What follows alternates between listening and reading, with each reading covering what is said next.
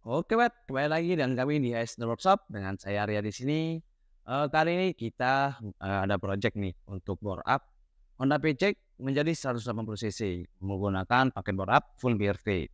Nah, di sini sebelumnya ownernya ini datang ke AS The Workshop ingin pasang paket bore up-nya aja, tapi kebetulan setelah kita cek paket bore up-nya ternyata ownernya belum order e-cujukannya. Jadi kita sarankan untuk order e-cujukan dan kebetulan ownernya sekalian order total bodinya. Nah, di sini untuk request owner-nya motor ini akan digunakan untuk harian dan juga touring. Karena kebetulan untuk paket bore up ini sudah dibeli dari tahun 2019, tapi tidak pernah sempat dipasang. Dan akhirnya owner-nya ini memutuskan untuk memasang paket bore up-nya di Highstar Workshop. Nah, dan kali ini kita akan coba bore up dan kita cek dulu nih untuk kondisi dari motor ini. Karena owner-nya bilang kalau ada yang memang harus diganti, minta untuk diganti agar hasil bore up itu lebih maksimal. Nah, di sini kita akan coba bore up menjadi 180 cc yang akan digunakan untuk touring. Nanti langsung saja nih kita proses pemasangan pakai bore up-nya nih.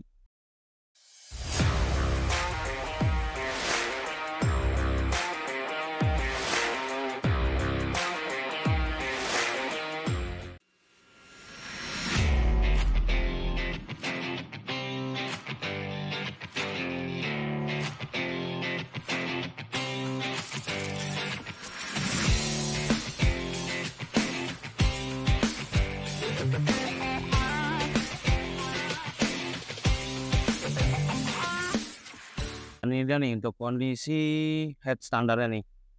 Ini masih benar-benar standar. Jadi kita akan potong sedikit nih untuk di bagian head untuk menyesuaikan ukuran total body, karena total bodinya kita akan gunakan yang lebih besar.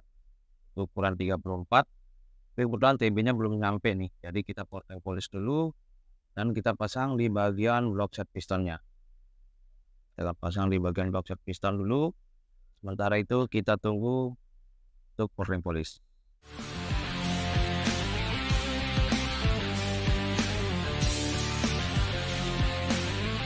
Nah, ini dia nih hasilnya setelah kita pouring tadi.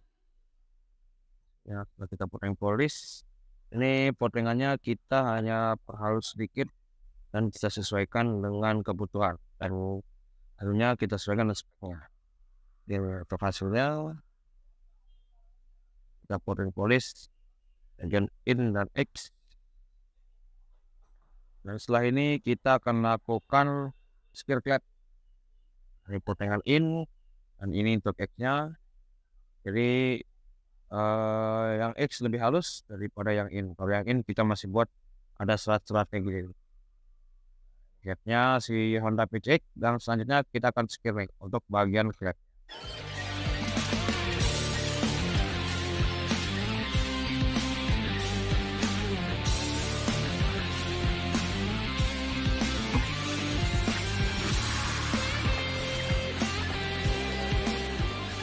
Nah, ini nih setelah kita press, kita tadi sudah ukur nih. Untuk clearance-nya itu ketemu di 0,6. Ini masih aman karena belum termasuk kita ukur di packing head-nya. Biasanya packing head itu 0,3, jadi total clearance jadi di 0,8. Tapi di sini kita akan cek nih coakannya. Nah, di sini kita taruhkan lilin nih. Ini kita sebutnya di sini lilin. Mungkin di teman-teman berbeda-beda nih penyebutannya. Tapi ini biasa lilin yang banyak dijual di toko-toko mainan. Kita pasang, kemudian kita cek coakan klepnya apakah sudah aman atau belum.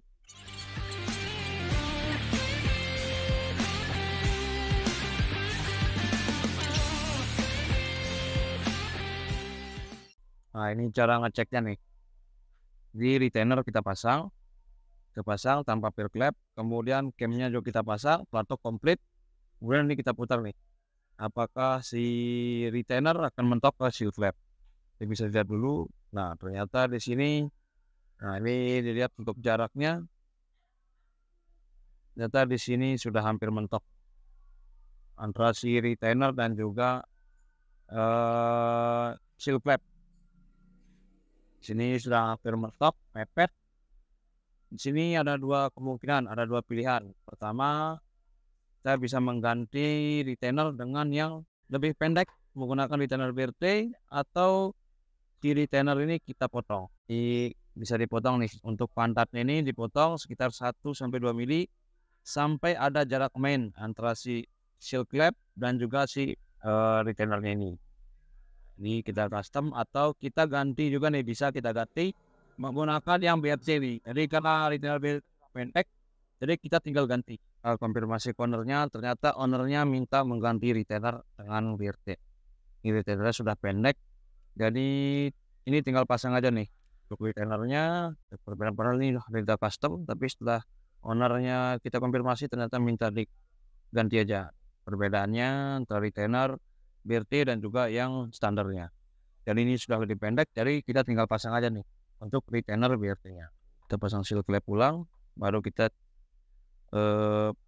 pasang lagi nih. Dan untuk dudukan peer clamp, ringnya yang ini tidak kita pasang. Untuk ring yang paling bawah tidak perlu dipasang. Jadi peernya ini langsung dipasang gini aja nih. Dudukannya di dudukan peer clamp. Jadi tidak perlu pasang ring yang ada di bawah ini.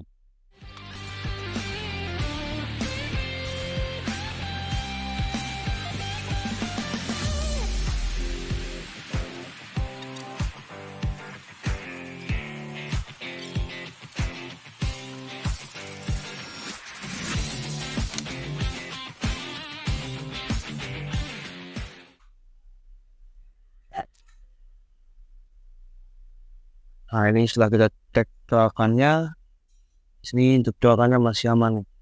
Ternyata tidak ada yang kena antara klep in dan juga klep X. Jadi masih aman ya. Jadi masih aman, jadi langsung aja nih. Ini termasuk aman, jadi langsung aja kita pasang perakitan pada mesin pecek ini. Nah, itu dia cara pengecekan tadi. Coakan apakah sudah cukup atau tidak. Jadi saya sarankan itu cara mengecek itu kem tetap terpasang full pelatuk. Nah, setelan klepnya ini kita buat sampai semaksimal mungkin. Ini tidak ada celah maju mundur, jadi kita setel dia memang pas, tidak ada celahnya, agar ketika kita pasang itu bukan tutup klep in dan X itu maksimal menekan pada yang kita menggunakan pas di sini nih. Tapi di sini tidak ada, jadi tidak kena, berarti sangat aman nih. Coakan klep ini menggunakan cam tipe T1. Jadi setelah ini kita bersihkan lagi sedikit, kemudian kita rakit lagi.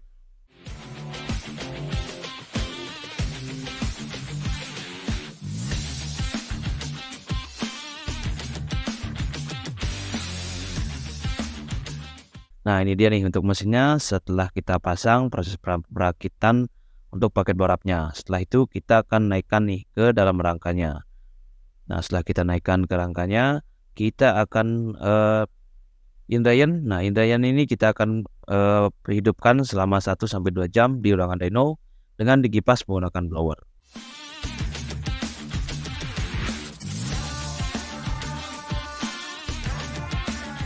Nah, dari dia nih, setelah kita naikkan, setelah itu kita akan coba hidupkan nih motornya, dan sekalian kita juga akan cek apakah saluran air radiator itu sudah aman, tidak ada yang rembas atau tidak ada yang nyebrang.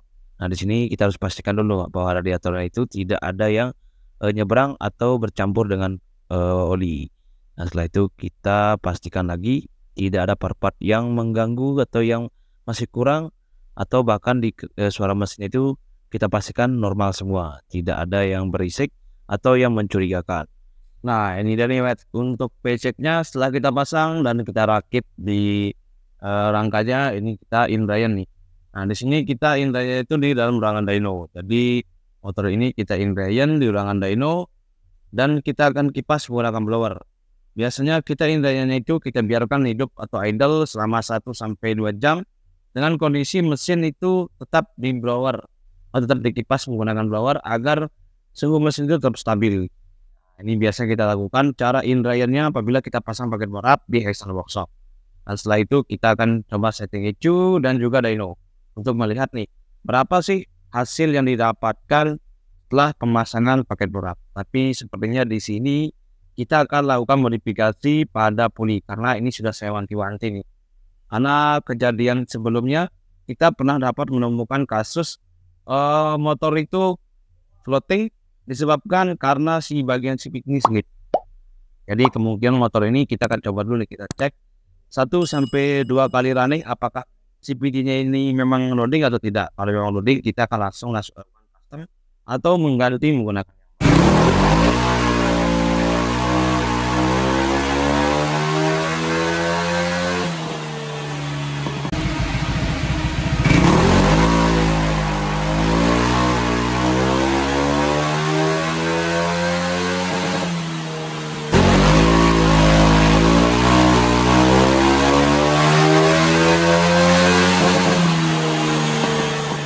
Itu dia tadi setelah kita dyno, ternyata untuk di bagian speed itu banyak banget yang loading. Jadi dia ada 2 titik loading.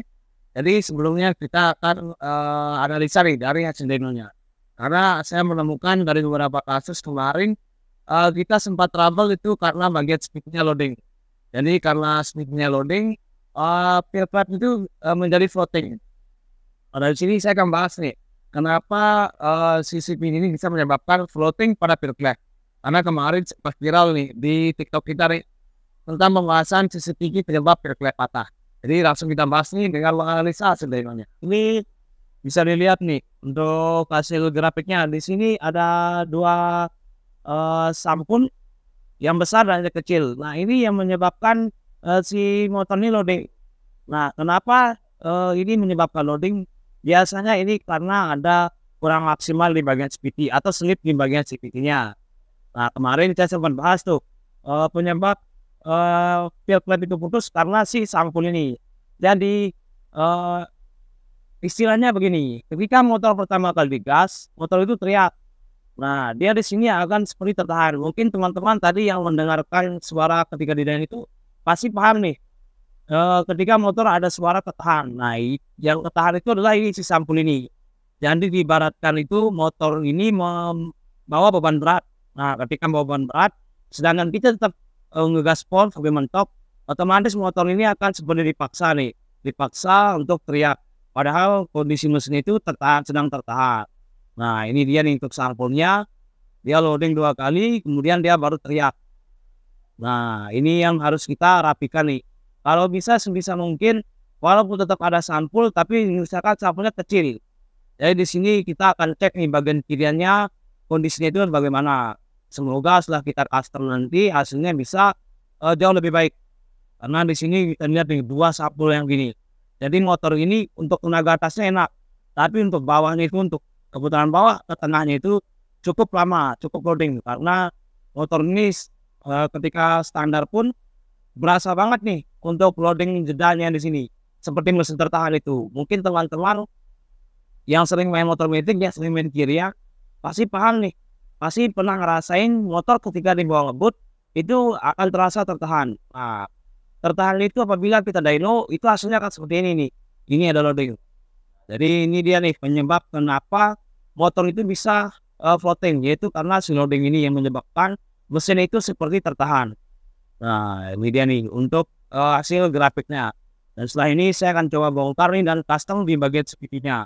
Semoga bisa mengurangi loading atau sampul yang ada di dyno ini agar core-nya jauh lebih enak lagi. Karena di sini kita masih mendapatkan di 16,35 horsepower dengan torsi di 16,40. Jadi power sama torsi hampir sama.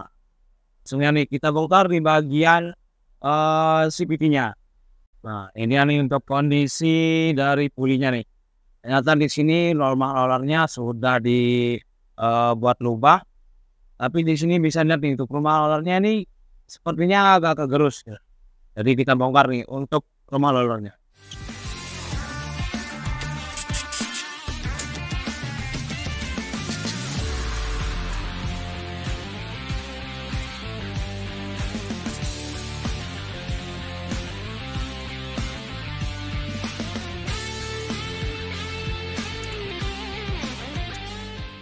Ini untuk rollernya kita nggak tahu nih ini ukurannya berapa gram, tapi sepertinya ini lebih enteng dari standarnya nih.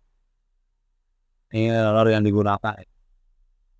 Di sini kita bisa cek nih kondisi dari si puli. Nah, ini kondisi pulinya nih bisa dilihat kegerus nih, tidak rata. Nah, ini yang bisa menyebabkan loading. Kenapa motor ini loading seperti mesin tertahan? Ini disebabkan karena kondisi si rumah roller ini yang sudah kegerus nih. Baik, bisa dilihat untuk rumah rollernya. Begitupun dengan kondisi si kipas. Ini kipasnya sudah kegerus juga nih. Jadi ini akan kita custom, kita buat derajatnya jadi 13,8. Ini kita custom, tapi ini masih panas banget nih karena baru selesai dyno. Langsung kita bongkar dan kondisi pulinya seperti ini. Di ini kita akan tes.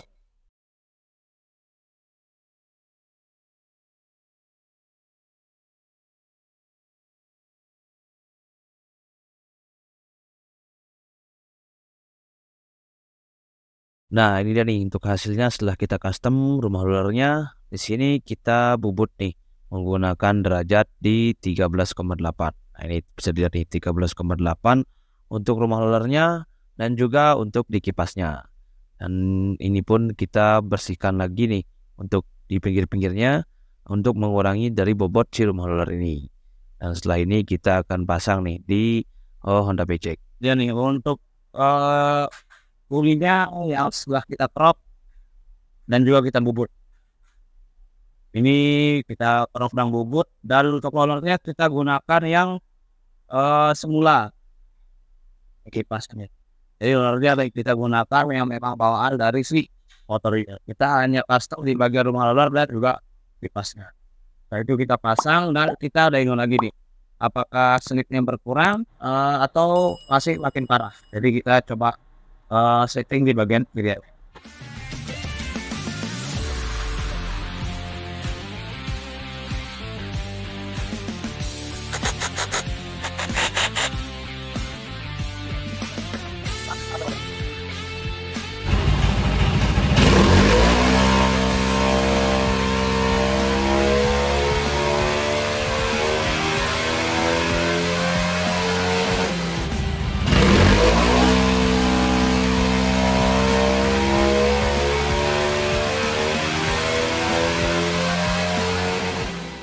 Nah, itu dia nih, Wet. Hasilnya tadi setelah kita running dan kita coba beberapa kali running, dan di sini kita lihat hasil dynonya nih.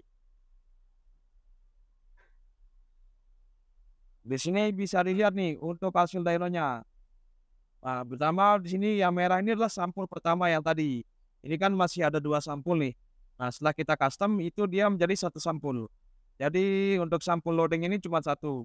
Dan di sini ada peningkatan tenaga nih. Yang awalnya 16 horsepower menjadi 17,68 horsepower. Jadi ada peningkatan tenaga karena mengurangi terjadinya slip itu aja.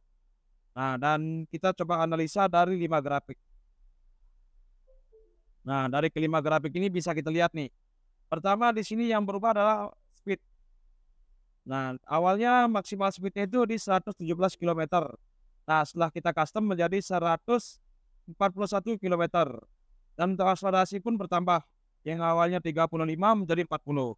Nah, ini dia nih perbedaannya setelah kita custom pulinya. Tapi di sini sebenarnya masih ada sampul nih. Ada sampul sedikit di bagian RPM 7600 atau hampir 7800. Dia ada loading. Tapi ini masih lebih bagus daripada sebelumnya nih, karena ini 2 sampulnya. Nah, dengan memaksimalkan kondisi puli aja kita bisa menambah tenaga itu sampai hampir lebih 1 horsepower. Nah, ini karena kebetulan pibelnya masih menggunakan bawaannya, tidak mengganti pibel, hanya mengcustom bagian rumah roller. Nah, ini dia nih untuk motornya. Setelah itu kita akan rapikan lagi, kemudian kita test drive di jalan nih. Gimana sih hasilnya setelah kita custom atau kita bore up si Honda Paycheck ini.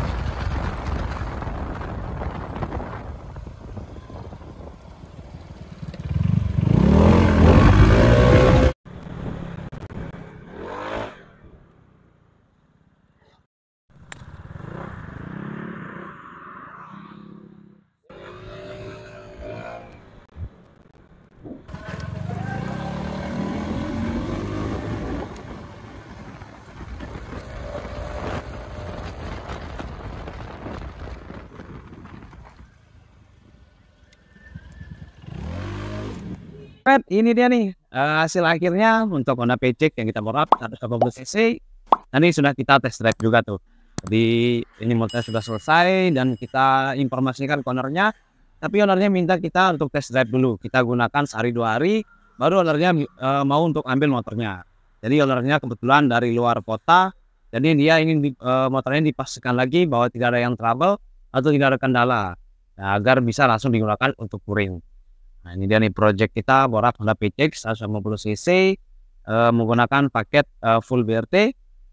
Kita bisa katakan sudah selesai. Jadi tinggal kita pasang koper-kopernya, kemudian kita test drive dan setelah itu kita serah terimakan dengan owner-nya. Oke, semoga video ini bisa menjadi referensi kalian untuk memilih paket bore up untuk kesayangan kalian dan semoga video bermanfaat dan terima kasih.